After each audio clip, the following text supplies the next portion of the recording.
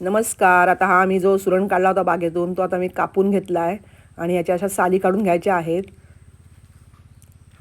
हे बघा असे तुकडे मी केलेले आहेत. ते स्वच्छ धुवून आता कुकरमध्ये मी आता हे उकडून घेणार आहे. तर कुकरमध्ये मी हे थोडंसं एक लिंबू पिळते आहे, म्हणजे थोडी जरी खाज असेल तरी ती निघून जाईल. थोडंसं मीठ घातलं आहे आणि कुकरला फक्त 2 शिट्या द्यायच्या आहेत. जास्त शिट्या द्यायच्या नाही, तो अगदी नाही तर मऊ लगदा होऊन जाईल. तर 2 शिट्या द्यायच्या आहेत. हे पहा अशा पद्धतीने हा आता उकडलेला आहे. तर आपण आता मॅश करून घेऊया. मॅशरने मॅश केल्यावर अगदी पटकन बारीक होतो. तुम्ही हाताने सुद्धा करू शकता. आता हे लाल तिखट घेतलं आहे मी 1 चमचा आणि जिरे पावडर घेतलेली आहे, धने पावडर घेतलेली आहे, चाट मसाला घेतलेला आहे आणि 2 चमचे बेसन घेतलेलं आहे.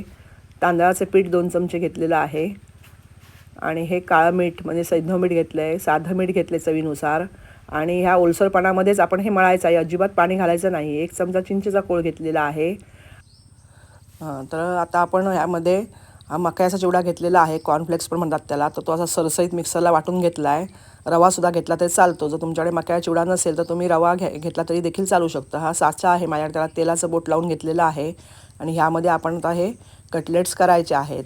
तर अगदी झटपट हे कटलेट होतात. अगदी खायला लहान मुलांपासून मोठ्या व्यक्तींपर्यंत सगळे आवडीने खातात. तर हे पहा अशा पद्धतीने हा आकार एवढा सुंदर आलेला आहे. जर तुमच्याकडे साचा नसेल तर तुम्ही हाताने गोल कटलेटसुद्धा बनवू शकता. तर अगदी कमी तेलामध्ये आपण हे कटलेट्स बनवू शकतो आणि असे सुंदर आकार आपण दिला तर मुलांनासुद्धा ॲट्रॅक्टिव्ह वाटतं. आणि अगदी आपण पाहता तेल अगदी कमीत कमी वापरलेलं आहे. तर कमी तेलामध्ये शॅलो फ्राय करून आपण हे कटलेट केलेले आहेत. तर या सुंदर आकाराचा दिला की मुलांना पण त्या दिसायला चांगले दिसतात आणि ते आवडीने खातात आणि अगदी एवढे मऊ होतात, बाहेरून क्रिस्पी आणि आतून मऊ. अगदी लहान मुलापासून ते अगदी वयस्कर माणसांपर्यंत सहज खाता येतात आणि चवीला अप्रतिम लागतात. तर तुम्ही नक्की करून बघा. व्हिडिओ आवडला असेल तर व्हिडिओला लाईक करा. व्हिडिओ पाहण्यासाठी धन्यवाद.